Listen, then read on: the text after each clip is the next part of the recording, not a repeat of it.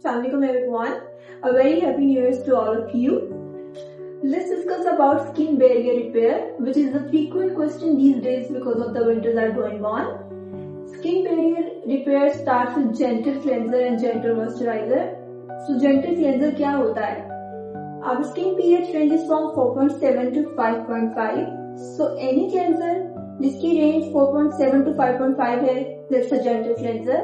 Commercially market में जो soaps और फेस वॉशेज अवेलेबल हैं उनकी पीएच बहुत अल्कलाइन होती है, which are from 9 to 11, which is extremely alkaline and ruptures your skin barrier. इससे बेहतर है कि सादे पानी का इस्तेमाल कर लें या ऐसा क्लेंजर यूज करें जिसकी पीएच 4.7 to 5.5 हो।